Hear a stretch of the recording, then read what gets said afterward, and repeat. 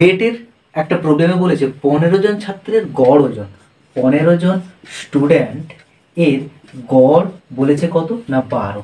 তাহলে সাম কত হবে না সাম হবে 15 2 30, 15 × 15 16 17 18 কেজি, অর্থাৎ 180 কেজি। 44 কেজি ওজনের একজন পরে যুক্ত হয়েছে। 180 44 8 4 12 224 কেজি। কতজনের? 15 জন ছিল, 15 জনের সঙ্গে একজন যুক্ত হলো, 16 জনের 224 কেজি। এখন তাদের গড় ওজন কত? অর্থাৎ এই 224কে 16 দিয়ে ভাগ করলে যা হবে সেইটাই। 8 2 16, 8 2 16, 17 18 19 20 21 22, 8 8 64, 2 1 2, 2 4 8, 14 কেজি হচ্ছে তাদের ওজনের অ্যাভারেজ।